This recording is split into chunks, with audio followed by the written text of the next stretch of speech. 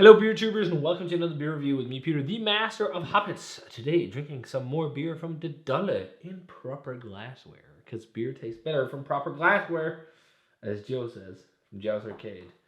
This is one I never reviewed, and it's a classic beer that is awesome. This is a beer from the Dolle, and this is their Oerbier, their first beer.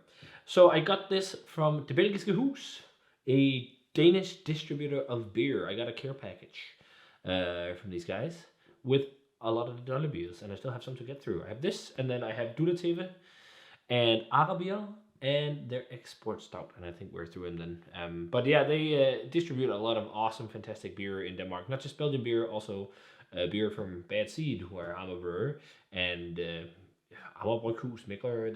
They do Vidoratsky lagers. They have a lot of different brands, and they are actually also the ones that bring home Cantillon to Denmark. But I got this box of Boomer beers, as Mads called the box. But these old money beers from the Dolle.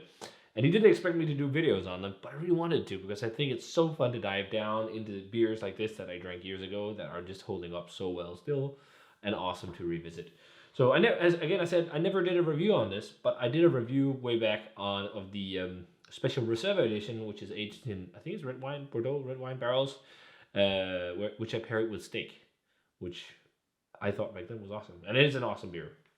And also, if you're going to MBCC, you need to go visit their stand and drink some of their stuff, because they are going again this year, and last year they were there as well, and they brought some awesome vintage kegs of their Stille Nacht Reserve, which is Stille Nacht, their famous strong Belgian strong blonde ale, I guess you would call it, that they released for Christmas. That was aged also in Bordeaux red wine barrels. But Oerbier is the very first beer they did, and I think originally this was fermented with the Rodenbach strain. I'm not sure if it still is, or at least part of it was, but it's a very strong beer. It's 9%, and it's made with some darker malts and Goldings hops, whole leaf Goldings hops, and then they also use some sugar in here. And then it has a touch of acidity. I think it's got some lactic bacteria. I'm not sure if it's part of the house culture now at the Dolle, but they have a very unique house yeast that is really good, and you can clearly sense it in all their beers, I think. So let's check this one out. It's been ages since I had an Oerbier, but yeah, beautiful in the glass. Red, copper colored hue there. Slight brown, mahogany brown or something like that too, but mainly just like beautifully red. A nice, you can see it's got so much carbonation. When I tilt the glass to the side, you can see like the head is being pushed up, like there's small waves coming up the sides of the glass almost because of very high CO2 levels. And then, yeah, nice beige head. Let's check out the aroma on this classic, and thanks to Mads at the Belgische Hoes for the beer. Oh, that smells really good. It smells really nice. It's quite different than, so actually the last, maybe it's just because I revisited the video even, of the Oerbier Reserva. But that's, as far as I remember, is much more vinous and much more, like slightly balsamic and like Oudbrun or Flemish red, like similar to something like Rodenbach as far as I remember. But this is much more malty, much more robust. But this is also a fairly young bottle. This is from, I guess, December 21.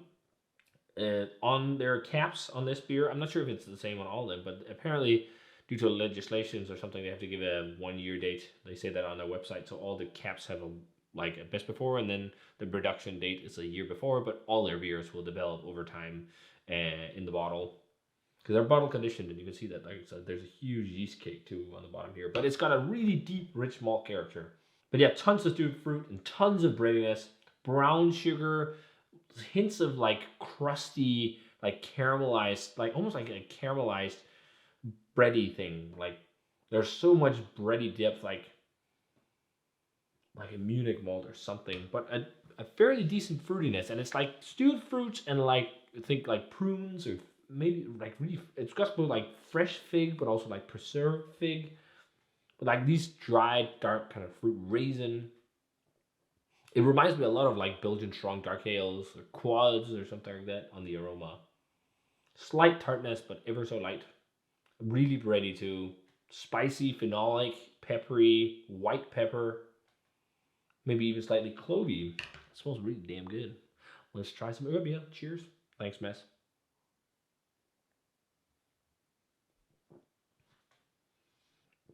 Wow, so carbonated.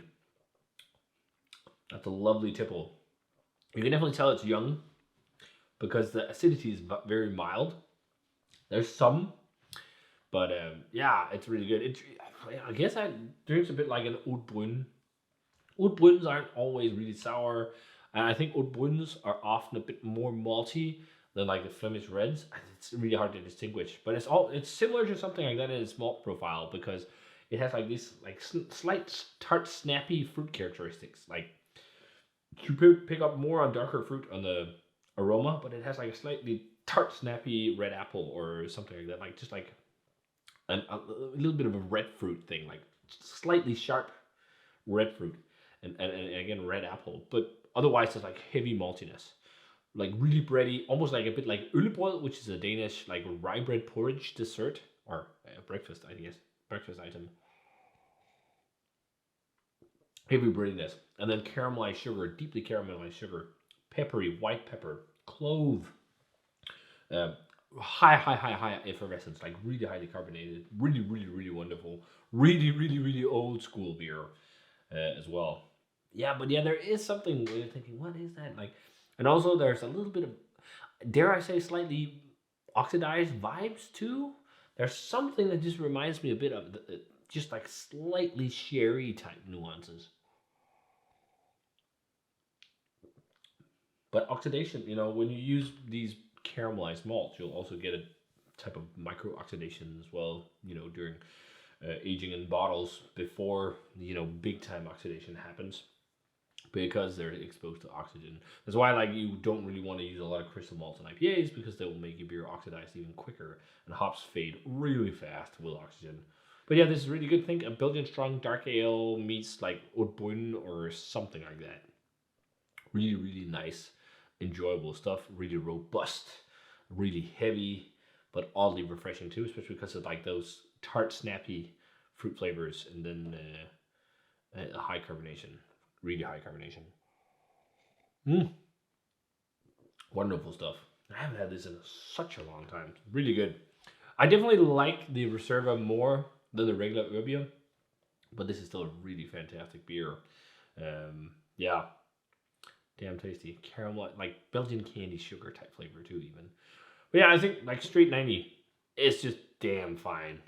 I prefer other beers from these guys over this actually, even though this is again their first beer and whatnot. But and it's a lovely tipple. But I just prefer some of their other stuff. But this is still wonderful stuff nonetheless. 90 is still a fantastic grade. So yeah, if you guys had a chance to try Oerbier, let me know what you thought of it. A Belgian classic that you should try if you haven't already. And drink some Dolle. They make some awesome stuff. Try and see if you can get some of the special Reserva stuff they have, like Oerbier Reserva or the Stille Nacht Reserva. So I think they even did a Dolle Reserva. Yeah, was it Dolle Reserva? I think so. They've done a few. And I think that was the one I actually tried with Mess in Sweden, in Gothenburg. But yeah, this is lovely. So if you guys had Oerbier in recent times, let me know what you thought of it. As always, remember to comment, subscribe, check out the Facebook fan page and Twitter and Instagram. Give this video a thumbs up if you enjoyed it. And I'm going to say cheers and some delicious beers. And see you guys in another beer review.